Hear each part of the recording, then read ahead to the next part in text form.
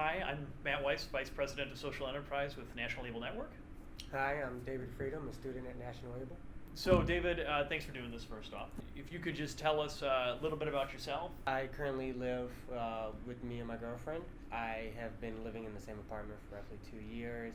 I got laid off back in February, and since then I've been looking for work, and I actually started collecting snaps about July. I waited multiple months to try to see if I can get back to work first. Sure. And in the process of collecting snaps, I was introduced to National Label through one of their hiring events where they had different employers come in and talk to the people on snaps, and that's how I met Elliot, and he introduced me to the program, and then I signed up for it. What interested you about the IT Career Lab training program when Elliot was talking about it? Well, the biggest aspect was I was always interested in IT to begin with, so it was an immediate connection as far as what he was speaking about certification-wise and things at the beginning.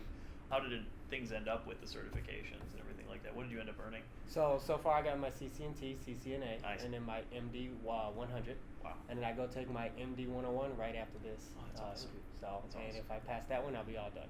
Can you talk a little bit about how much SNAP benefits you received every month, and was that helpful or not during your search for work? When we first started collecting benefits, we got an allowance of roughly 100 and about 150 bucks a month. Okay.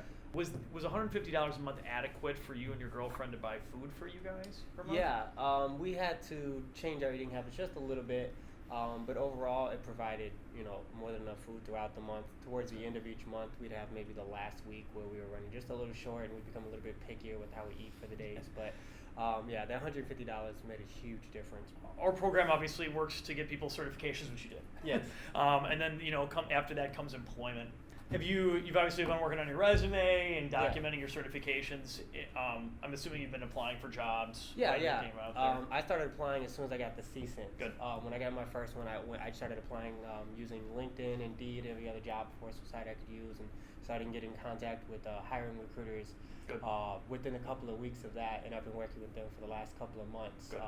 Almost 2.5 months now. Okay. So. Any hits so far? Yeah, actually, I've done a few phone interviews, a few in-person interviews, and actually accepted a job Thursday of last week. That's awesome. And I start January 6th. Oh, that's next great. year. So, That's a great way to start the new year. Yeah, absolutely. That's so cool. Right now, things are changing with SNAP, like we talked about. What the federal rule change is saying is that individuals who are ABODs are going to have to essentially meet a new work requirement to continue to receive benefits.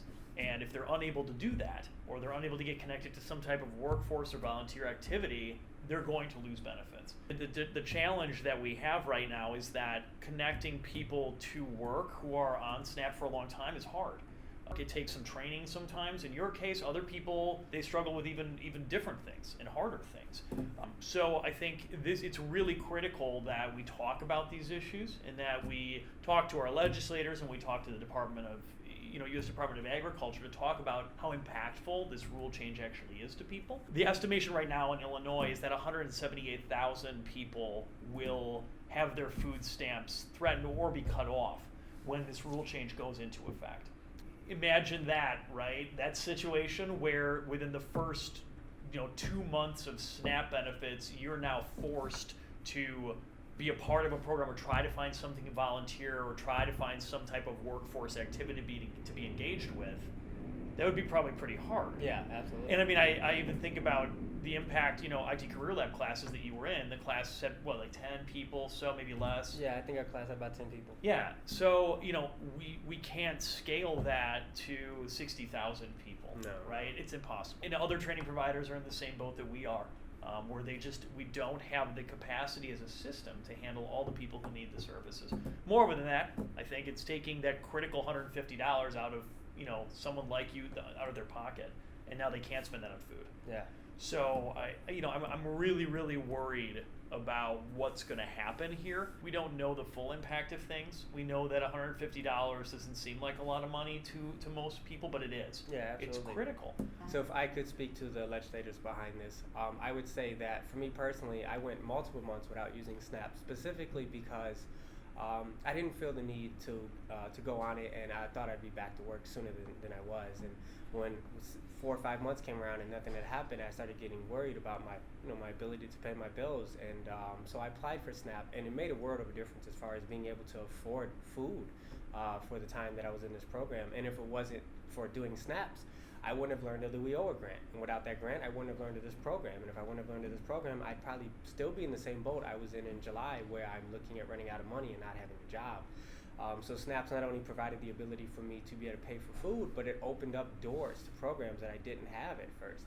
And a lot of people, I was one of the people when I first got on, I found out I have 3 months to get a job or I'm going to lose it. And in the back of my mind, I'm like, I've been doing that for 6 months now. I don't know what's going to happen in the next 90 days, but that's already what I'm trying to do.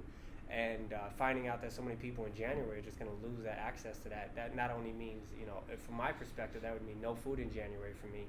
It also means that the fast track program that SNAPS did for me to get into national aid would be gone for all these other people who want to use the WIOA grant or have access to different abilities that a person wouldn't if they weren't in SNAPS. And that's a big deal. It can make the difference between somebody having a job and being able to pay their bills or being out of a house or a home in a few months. So, from my perspective and what happened to me, if I wasn't on SNAPS, I probably wouldn't have an apartment right now, and I don't know where I would be. So, we're glad that didn't happen. yeah. This is such an important piece of work that we need to be doing and advocating for is let's not do more harm than good. Let's help people who need the help, and let's give resources to those folks and to agencies like ours to be able to give them programming that actually connects people to work. Absolutely. Super important. Cool. Thank you so much for viewing this, and David, thanks for talking with me about this. I really appreciate your perspective and your story. If you want more information on this, please go to nationallabel.org and contact us at any time.